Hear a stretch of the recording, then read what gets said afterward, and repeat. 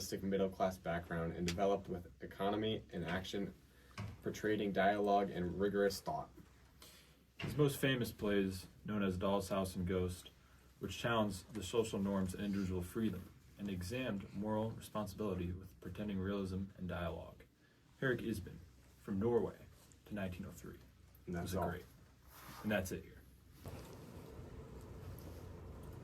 Wait, am I going first? Where does it start? Okay. Welcome back to Echoes of History. This is 19th century Norway. I am Isaac. And I'm Darren.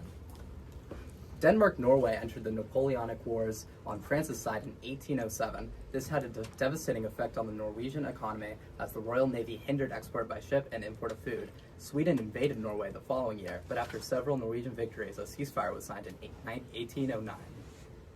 In 1814, the Kingdom of Norway made a brief and ultimately unsuccessful attempt to regain its independence from Denmark after it was ceded to Sweden. The Napoleonic Wars sent Norway into an economic crisis, as nearly all the merchants had gone bankrupt during the blockade. The Norwegian Spisedaler was established as a currency by the Bank of Norway when it was established in 1816, financed through a silver tax which lasted until 1842. An economic crisis hit the country in 1848, resulting in Marcus Thrain establishing the first trade unions and demanding that equality before the law be independent of social class. The Parliament passed a series of laws abandoning economic privileges and easing domestic trade during the 1840s and the 1850s.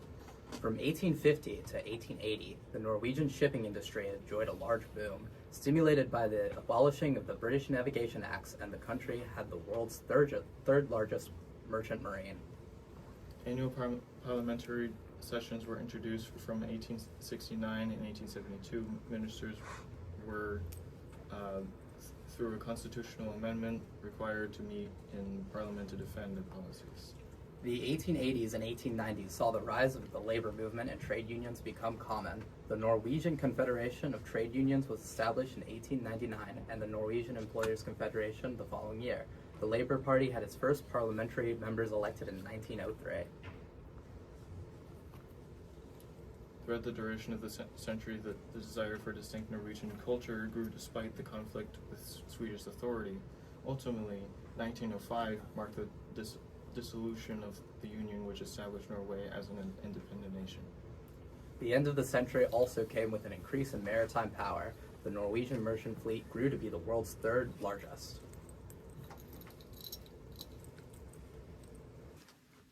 I'm Owen. And I'm Catherine.